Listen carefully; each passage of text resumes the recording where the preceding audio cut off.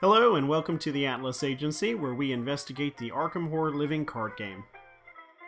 In this video, we continue our series of spotlights on the Mythos packs of the Dunwich Legacy cycle, with Blood on the Altar, Mythos pack number 3. We'll take a look at the new player cards, and I'll share some thoughts on the new scenario.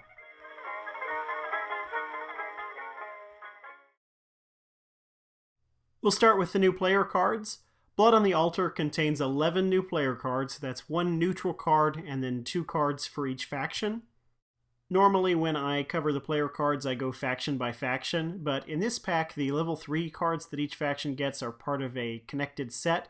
So I'm going to cover the neutral card and the level 0 cards first, then we will cycle back and I'm going to do a ranking on the 5 level 3 cards in this pack. We'll put those into a top 5 list. The neutral card in this pack is Emergency Cash level 2. This is an upgrade to the level 0 version of Emergency Cash that was in the core set. The original card cost 0 resources and granted you 3 resources when you played it. The new version does that, plus it also draws you a card, so a pretty simple upgrade to the original functionality. There's nothing wrong with this card, but it is sort of dull and I kind of feel like it would be the last thing I would want to spend experience points on.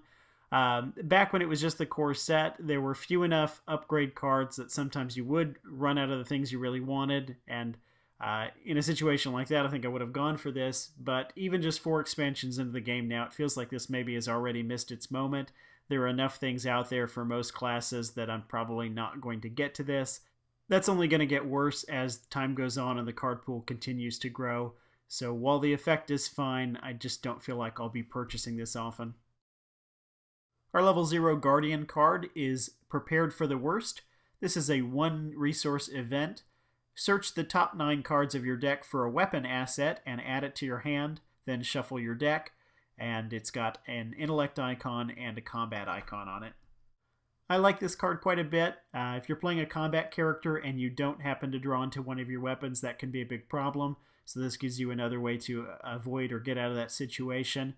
Also, if you know that you're planning to get a big weapon in your deck, like a shotgun or the lightning gun that's coming in pack 6, this gives you another chance to search for those out. So maybe you've only had a chance to buy 1, you still have a better chance of seeing it if you've built your deck to include Prepared for the Worst. So I can see this getting a good amount of play in my Guardian decks. Not all of them, but probably more often than not.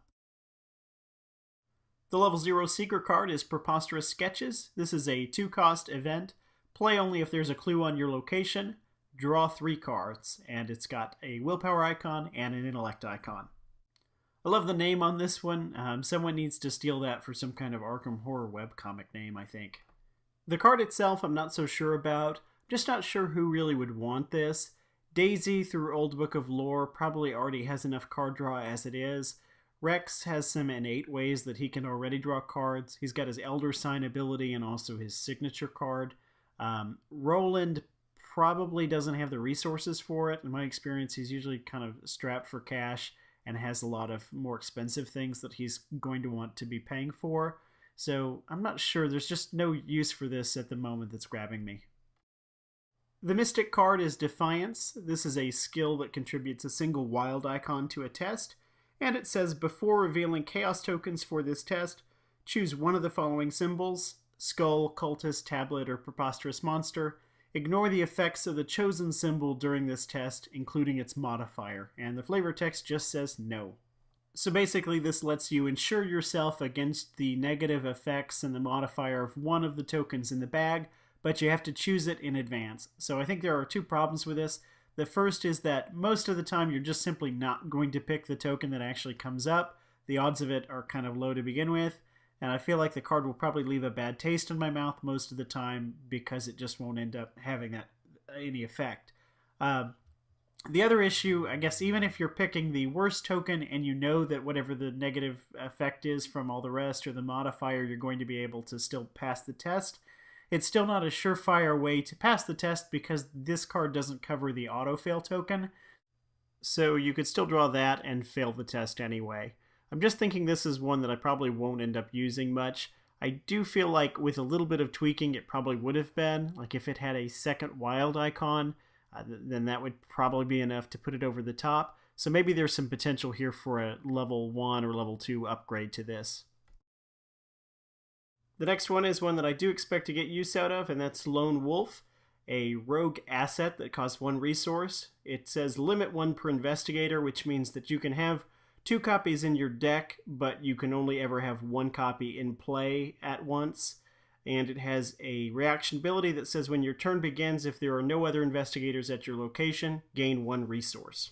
So this is just a passive econ effect that gives you a free credit every resource every turn if you start and you're by yourself at a location. I play a decent amount of one-handed solo when I'm short on time and don't want to put in the effort for a two-handed game. If you're playing one-handed solo, this always triggers, so that makes it pretty nice there. Even in a multiplayer game, though, I think this is still valuable. You're just going to have to put in a little bit of extra effort to make it work.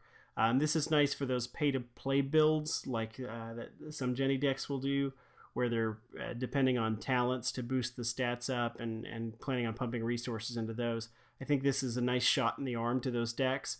I built one like that, and I'm playing through Dunwich with it, and so far I haven't been too impressed with it, but I think if I could start over with this, it would make a big difference for it. Or really what would make a difference is this, plus one other card, which we'll be getting to here in a little bit. The last level 0 card is the Survivor skill Rise to the Occasion. This card has 3 wild icons, which is great, but it has some limitations on how you have to use it. You can only commit it to a test that you are performing, and only if the difficulty of that test is at least 2 higher than your base skill value. So it gives you a big boost to a skill, but it has to be a skill that your character is bad at. You are allowed to pump that skill, so if you've got other cards that you can commit to bring the value even higher, or if you have a talent that lets you pay to pump it up, those things are fine. You can do that and use this card. This seems fairly useful for both of the current Survivor characters. Wendy's got a 1 in combat, so this would help her out there. And then Ashcan Pete, if he's not using Duke, has a pair of 2s for both intellect and combat, so should work for him as well. Okay, and as I promised, for the last 5 cards, we're going to do a top 5 list. I'll admit that this doesn't make a ton of sense. Since these are level 3 cards, each of the current investigators has access to exactly one of them, so the best one really is whichever one your character is allowed to take. But just for the sake of fun, we're going to go through them and rank them. Alright, so the cards in front of you right now are not the 5 cards from Blood on the Altar. These are from the core set. I'm just throwing them up here to give a little bit of context to the cards we're about to look at. So in the core set, you had this cycle of 5 cards, 1 for each class, that were all level 0 assets that cost 2 resources. They paired up 2 different stats and let you spend 1 resource to pump each of those stats by 1 point. And of course, you could spend more than once if you wanted to boost it even higher. They were a little bit reminiscent of Icebreakers from the Netrunner card game. I didn't find these cards to be particularly good outside of some specific decks that intended to make use of them, thinking mainly here of the Jenny deck. The 5 cards from Blood on the Altar that we're about to look at are inspired by these 5 cards from the core set, or rather they sort of feel like evolutions of them. These cards are all level 3 permanent assets. Permanent again means that once you purchase it, it doesn't get shuffled into your deck. The card stays out on the table and is always available for you to use. The new cards each feature a different pairing of stats that differs from the pairing that class got on these core set talents. And most of them have a little twist so that they're not all exactly similar the way these are. So with no further ado, let's get into my ranking of these, starting with number 5, which is Keen Eye for the Guardian class. So for 3 experience points, Keen Eye gives your Guardian character the ability to spend 2 resources to get +1 intellect until the end of the phase, or 2 resources to get +1 combat until the end of the phase. So it's a little bit more expensive than a standard 1-to-1 ratio from one of the core set talents, but you get to keep the boost for the entire phase. Most of the time that's going to be the investigator phase, so you'll probably have 3 actions that you get to use that boost for if you've planned your turn so that you're using the same type of action multiple times on your turn. So because the cost kind of assumes that you're going to use the action multiple times in the turn, I think it's a little bit less flexible than some of the others, which is why I've put it at my number 5. I'll say the one time I did buy this, it was in my one of my Dunwich campaigns where I was playing as Zoe, and I didn't happen to get into a situation where I could make use of this. But I think long term, if you were to buy this early in a campaign, I'm sure it would get some use. So Kenai, number 5. Number 4 is Scrapper for the Survivor class. This is basically exactly like the card Hard Knocks, which was a rogue card from the core set. It gives you the ability to spend 1 resource for +1 to combat, or 1 resource for +1 to agility for a skill test. I think this one is pretty straightforward, and I really don't have too much to say about it, other than I think the effect is decent, and I do believe that it is worth the 3 experience points to purchase this. My number 3 is Blood Pact, which is perhaps the most unique out of these 5 cards, in that it does not use resources at all. It instead has you add a Doom to it in order to trigger its effect. Now it gives you +3 willpower or +3 combat to a test in exchange for a Doom token, and it is limit once per test, so the max you can get is +3. Now you need to be cautious with that Doom. You don't want to be going crazy with this, but there are those turns, what people call the witching hour, the turn before the agenda advances, where the Doom that you add really doesn't matter. So if you've got this, then on those turns you can get that +3 willpower for potentially a whole turn's worth of tests without really suffering any actual penalty. So that makes this very nice. So that means your spellcaster is going to every now and then have a powerful turn where they get a +3 boost to their primary stat, and really for no resource cost at all, which is pretty good. And for certain scenarios that have short agendas or agendas that repeat, that may come up fairly often. This is also great for the promo investigator, Marie Lambeau, who came with the Investigators of Arkham book pre-order. Her special ability requires a Doom on one of her cards in order for it to be active, so this gives you a reliable way to get that Doom token into play. My pick for number 2 is the rogue card Streetwise. This one lets you spend 2 resources to get either +3 intellect or +3 agility for a test. So this one gives you a big boost and gives you a little bit of a price break for it. I bought this one with my Jenny deck for one of my Dunwich campaigns, and it felt like I was just throwing away money left and right, but it really got results. I think with that other card, Lone Wolf, this will be even better. If you're running the Arcane Studies talent in Jenny to get access to all the stats, I think once you have this, you probably are safe to drop that if you can let go of the willpower. That'll free up the out-of-faction slots that you were using on Arcane Studies, and then this one is always in place, so you never have to worry about not drawing the talent and being stuck at 3 intellect. Probably not as useful in Skids. He doesn't quite have the income that Jenny has, but as I said before, that Jenny deck was not working for me up to this point, so I was happy to get this card and for things to start to seem to gel together once I had this online. And finally, number 1 is Higher Education for the Seeker class. This one has a condition on it, so you can only use it if you have 5 or more cards in your hand. But when you do, you're allowed to spend 1 resource to get +2 willpower or 1 resource to get +2 intellect for a test. I found this card to be quite good for both Daisy and Rex. You do have to be mindful of that condition and work to keep 5 cards in your hand, but that's really not that hard to do, especially with Daisy, who's got Old Book of Lore. I find that I almost always have a pretty good-sized hand with her. This makes it really easy for Rex to succeed by 2 when he's doing investigations, so that makes his ability easy to trigger. This card also combos amazingly well with the Dr. Milan ally, who gives you a free resource when you succeed in an investigation test. So essentially, you put the 1 resource into Higher Education, get +2 or really +3 to the test because he gives you +1 as well. Then you get that credit back, so it's almost like you've got a permanent ongoing +3 to any of your investigation attempts as long as you keep reinvesting that credit that you're gaining from him.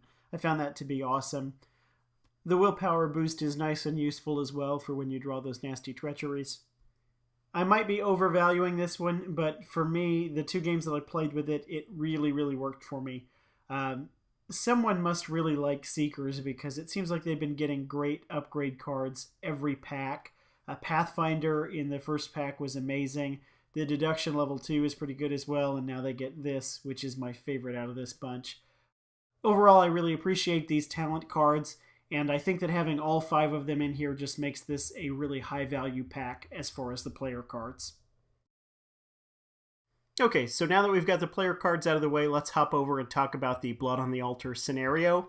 I'll just come right out and say that I think this is the best scenario from the Dunwich Legacy so far, including the scenarios in the deluxe expansion box and all the Mythos packs preceding this. Now, purely in terms of in-scenario gameplay, I think the underlying scenario here is good, but overall a fairly standard scenario for the game.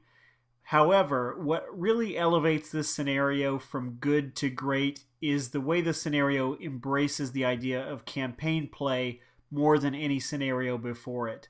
Blood on the Altar really feels dramatic and sort of weighty, almost like a mid-season finale for a television series, and I think that campaign mode is largely responsible for the emotional weight of the scenario.